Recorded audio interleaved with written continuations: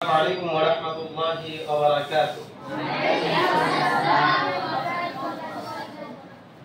الحمد لله وحده والصلاة والسلام على من لا نبي بعد أما بعد فأعوذ بالله من الشيطان الرجيم بسم الله الرحمن الرحيم فذكر فإن الذكرى تنفع المؤمنين الآية।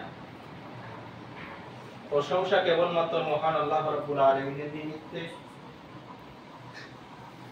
দরুদ সালাম বর্ষিত হোক শ্রেষ্ঠ মানব মহামানব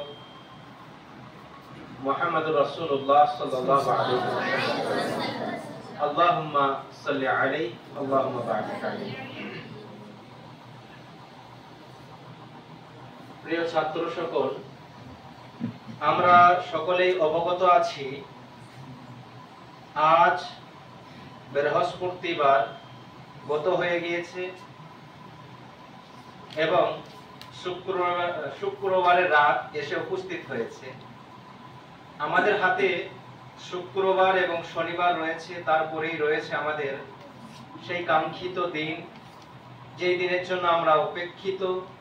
আমরা সকলেই অপেক্ষায় রয়েছি রবিবারে যেই প্রোগ্রামটা হবে, সাধারণ সভা বা সাধারণ বাৎসরিক সভা। সেই সভায় মূলত আমাদের মাদ্রাসায় সারা বছর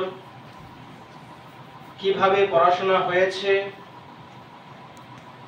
আগামীতে কি করতে হবে, মাদ্রাসার উন্নতির জন্য দু চার কথা আলোচনা হবে।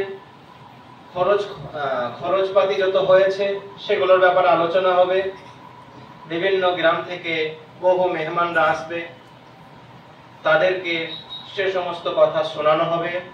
আমরা তাদের কাছ থেকেও কিছু শুনবো, পরামর্শ নেব। এই মিটিং সেই কারণেই।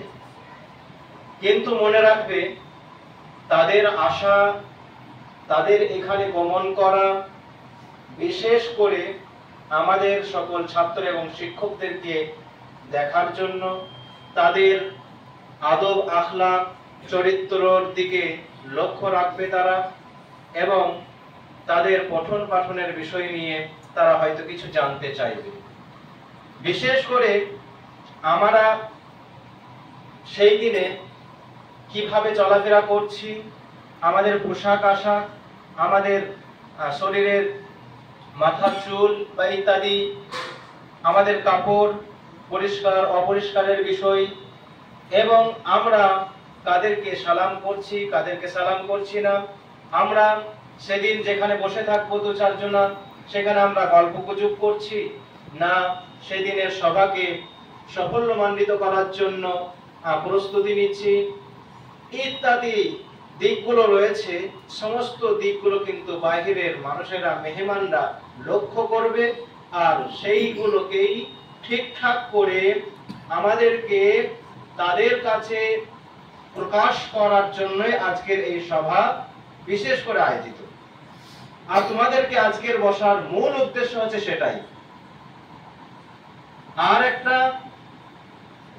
আমাদের আশেপাশে অনেক মাদ্রাসা রয়েছে, সেখানেও এই একই সভা হয়, কিন্তু তাদের থেকে একটু ভিন্ন আকার নেয় আমাদের এই সভা।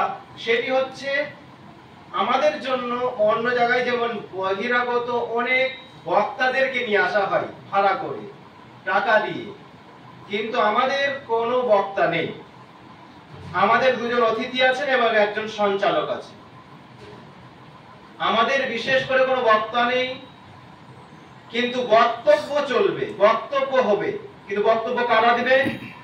আমাদের এই অত্র মাদ্রাসার ছাত্ররাই বক্তব্য